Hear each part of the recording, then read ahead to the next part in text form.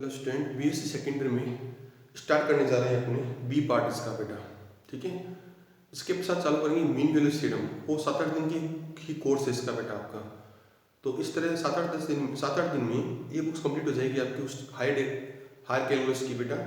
इसके बाद स्टार्ट करेंगे दूसरी किताब। ठीक है बेटा, अभिसरण सिद्धांत मीन्स कन्वर्जेंट थ्योरी वाली बुक चालू करेंगे बेटा।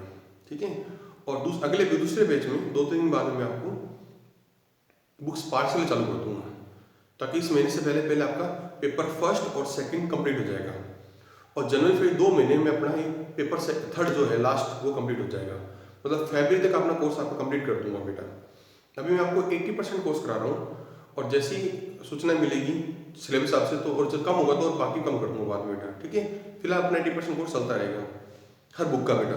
ठीक है, तो अब स्टार्ट करने जा रहे हैं नया बेसिक। जेड बराबर एफ एक्स वाई, मतलब कि अगर दो वेरिएबल्स दे रखे हो और ए और बी पर डिफरेंशिएबिलिटी जांच करना। ठीक है बेटा, एक सेकंड। तो दो वेरिएबल्स दे रखे हो, किसी पॉइंट पर डिफरेंशिएबिलिटी जांच करनी हो तो इसका एक सिंपल फॉर्मूला बेटा है, limit h comma k tends to 0 0 f a plus h b plus k minus का एफ ए कॉमा बी। ठीक है बेटा, माइनस का h f x a b minus के एफ वाई ए बी। ये बड़ा फॉर्मूला है पर घबराने की बात नहीं, ज़्यादा हार्ड नहीं। रूट में h square plus k square, इसका मान 0 होना चाहिए। अब बच्चा सोचता है सर ये एफ एक्स ए बी और ये क्या चीज़ें, ये अलग से निकालते हैं। हाँ बेटा, f x a b limit इसमें h टेंड्स टू 0 होगा, f a plus h comma b minus f b upon h, ये फॉर्मूला है। इसका मान ध्यान रखना बेटा, यूनिक होना चाहिए और फाइनाइट होना चाहिए, मतलब कि निश्चित और अद्वितीय होना चाहिए। अगर इसका मान अद्वितीय नहीं तो पहले से डिफरेंशिएबल नहीं होगा, इसको करने की जरूरत आपको नहीं पड़ेगी। दूसरा है एफ वाई ए बी, यहाँ पर k टेंड्स टू 0, h क्या आएगा बेटा, जब k आएगा तो नेचुरल है कि एम को चेंज नहीं होगा, b प्लस k होगा minus f a b upon k। ठीक है, इसका मान यूनिक और फाइन होना चाहिए। अगर ये निकालते वक्त इसकी वैल्यू यूनिक नहीं आ रही है, कुछ वैल्यू m के रूप में आ रही है या फिर अलग अलग वैल्यूज आ रही है, तो इसकी निकालने की जरूरत नहीं है, ये डिफरेंशियल पहले से ही नहीं होगा। इसका मेन बेसिक ध्यान रखना बेटा। तो सबसे पहले आप किसी क्वेश्चन ये निकालेंगे फर्स्ट ऑफ ऑल, पहला पॉइंट, दूसरा पॉइंट, और फिर ये तीसरा ये स्टेप निकालेंगे। परंतु हर किसी क्वेश्चन पहले फॉर्मूला ये लिखना पड़ेगा, इसका मान अगर हर किसी कंडीशन में 0 आएगा then function will differentiable at point a और बी। ठीक है बेटा, ये आप लोग हमेशा ध्यान रखना बेटा। यहाँ पर हमेशा एच के ही होगा बेटा, ध्यान रखना। ठीक है बेटा, कई बार लोग एक्स वाई भी लिख सकते हैं, एच के लिए आपकी मर्जी, दोनों ऑप्शन इसके अंदर मिल सकते हैं। ठीक है बेटा, अब आता है एग्जाम्पल नंबर इसका पहला। अगर दो वेरिएबल्स दे रखे हों तो इसको कैसे करना है, ये तरीका बेटा। ठीक है, इसके पश्चात एग्जाम्पल फर्स्ट एकदम चालू कर रहा हूँ मैं आपके सामने।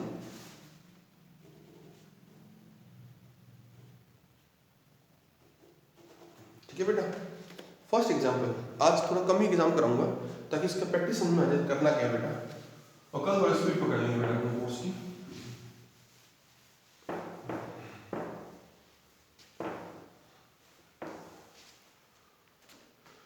नेक्स्ट बेटा, example number first, f x y बराबर है मोड ऑफ एक्स वाई इस पूरे की पावर हाफ। ठीक है बेटा, और आपको ओरिजिन पॉइंट पर डिफरेंशिएबिलिटी जांच करनी है, मूल बिंदु को जांच करनी है। तो कंडीशन बेटा क्या है, फॉर्मूला क्या है, मेन फॉर्मूला क्या है, लिमिट एच की tends to 0 0 f a plus h, मतलब एफ एच चाहे 0 प्लस एच में, और क्या आएगा एफ 0 0 एच एफ एक्स 0 0 के एफ वाई 0 0 अपॉन रूट में h square plus k square, इसका मान क्या आना चाहिए, जीरो आना चाहिए। इसकी वैल्यू हर कंडीशन में जीरो आएगी तो ये फंक्शन क्या होगा, डिफरेंशिएबल एट ओरिजिन पॉइंट। तो सबसे पहले अपन क्या निकालते हैं बेटा, एफ एक्स ए और जीरो जीरो में limit h tends to zero f zero plus h zero minus f zero zero upon h, ये इसका बेटा फॉर्मूला हो गया। ठीक है, अब इसका जब मान रखेंगे अपने तो बेटा कितना आएगा, ये क्या है H comma zero upon h, ये मान यहाँ रखते हैं एच और जीरो, तो एच इंटू जीरो तो सारा जीरो हो गया, ये भी जीरो और ये भी जीरो, तो ऊपर आएगा जीरो बेटा, जीरो माइनस जीरो जीरो हो गया ना, तो पहले जीरो में एच का भाग देंगे जीरो आएगा, फिर उसकी लिमिट बेटा जीरो आएगी। इसी प्रकार आप एफ एफ वाई जीरो निकालोगे तो भी इसका मान क्या आएगा, जीरो आएगा। ठीक है, सिमिलर करके लिख देना। अब ये मान आपने यहाँ रखेंगे इस जगह बेटा, तो ये भी जीरो हो गया सारा, ये भी जीरो हो गया और ये जीरो है ये बेटा, तो एच के मान यहाँ रखेंगे। तो अगले स्टेप में क्या करना है बेटा, दोस्तों मेरे ख्याल से इसको, ठीक है, तो अगले स्टेप क्या करना बेटा, लिमिट ये चलेगा क्वेश्चन एच के tends to zero zero, f h के का मान यहाँ रखो तो क्या होगा, एच के का मोड की पावर हाफ, ये भी जीरो, एच और पहले वैल्यू निकाली पीछे बेटा अभी आपने, उसकी जीरो वैल्यू है और ये भी जीरो वैल्यू, अपॉन में root H square plus k square, right. अब अपन एच के टेंस टू जीरो लिख करके कि पावर हाफ आ गया बेटा, और रूट में h square plus k square. ठीक है बेटा, अब अपन क्या करते हैं, के बराबर एम एच, याद है के बराबर एम एच था ना, अलग कंडीशन में चेक करने के लिए। ठीक है, वहां लेते वाइबर एम एक्स, वाइबर एक्स स्क्वायर, वाइबर एक्स स्क्वायर लेते हैं जब इसको चेक करना होता था मूल बिंदु पर, तो के बराबर क्या लेंगे, पहले एम एच लेंगे, तो बेटा इसका आंसर कितना आएगा,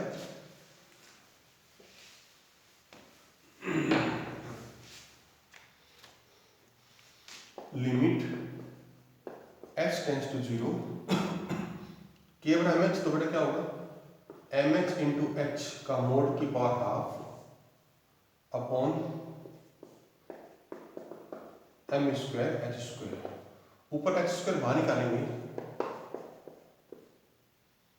एच आएगा बेटा,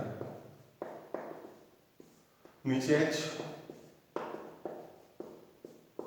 लिमिट आएंगे तो बेटा क्या आएगा, रूट एम की पावर हाफ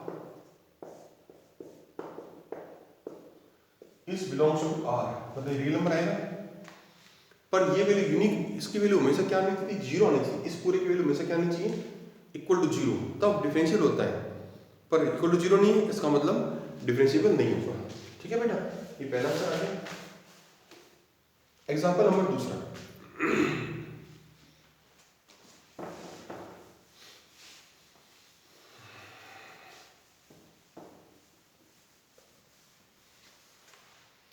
एग्जांपल दूसरा बेटा क्या है,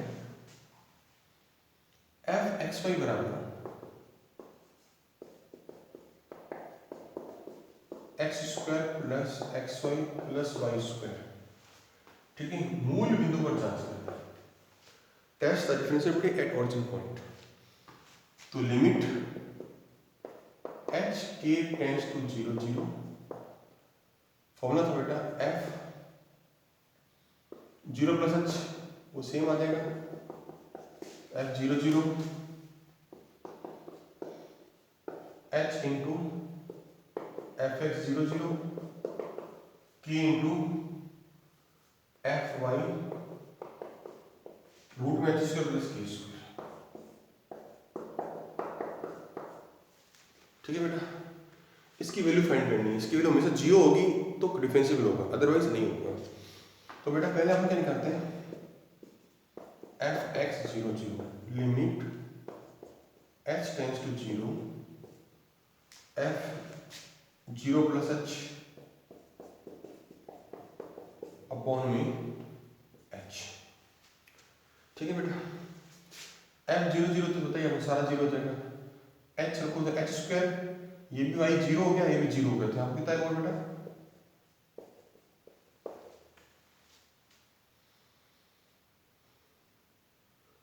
ये बेटा क्वेश्चन गलती दिया मैंने, x y plus y square है, एक्स वाई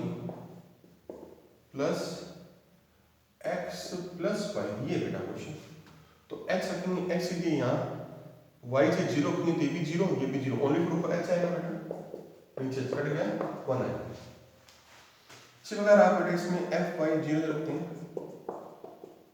लिमिट के टेंस टू जीरो, जीरो के अपॉन में की, फिर लिमिट के टेंस टू जीरो, जीरो के आप यहाँ रखो यहाँ बेटा, तो y या भी ये भी जीरो, इसका मान जीरो, ये भी जीरो, और ये के इसके ऊपर आएगा नीचे के, तो जीरो आएगा बेटा, ठीक है।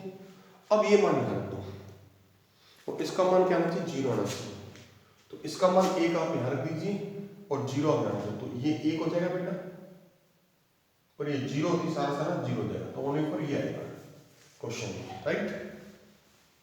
इसके पश्चात एच जीरो जीरो यहाँ कोई सारा जीरो होगा, एच के यहाँ रखो तो इसकी वैल्यू कितनी बढ़ेगी, लिमिट एच के tends to zero zero, h k plus h k square, ये भी जीरो माइनस एच, ये रहा बेटा, रूट में h square plus k square, H H cut गया, ठीक है बेटा। तो क्या आंसर है, अब वही केस लेंगे बेटा,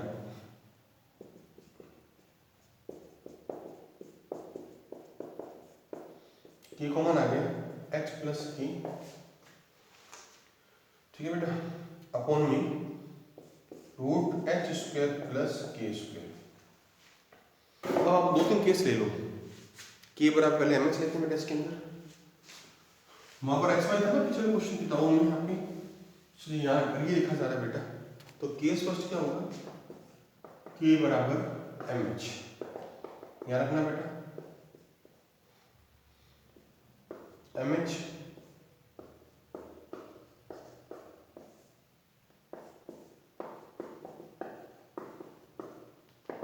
एच काट दो बेटा,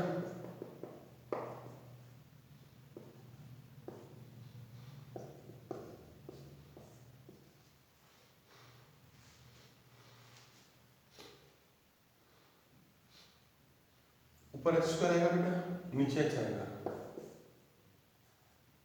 1 plus m square, h cut जाएगा, एच ऊपर बचेगा ना, तो सारा जीरो हो जाएगा।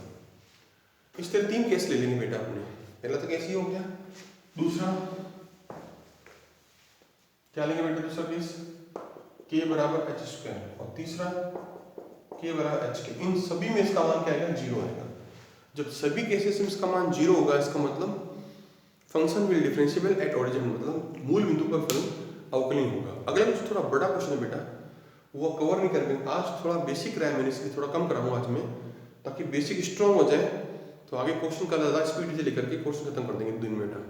तो इस किताब केवल 7-8 दिन में ही किताब कंप्लीट हो जाएगी आपकी। फिर अपन यहाँ पर स्टार्ट करेंगे बेटा कन्वर्जेंट सीरीज, मतलब कि अभिसरण सिद्धांत वाली बुक चालू करेंगे बेटा, और दूसरे बैच में भी 2-3 दिन में चालू करूँगा बुक्स बेटा बैच, उसमें स्टार्ट करेंगे बेटा अपने आप बुक्स पार्शियल डिफिनेशन, मतलब आंशिक हों, ताकि जल्दी से जल्दी दिसंबर तक कोर्स आपकी, दिसंबर तक आपके 2 पेपर पूरे कंप्लीट हो जाएंगे, और जनवरी फरवरी में आपके बेटा पेपर 3 चालू करेंगे बेटा, ठीक है। Thank you.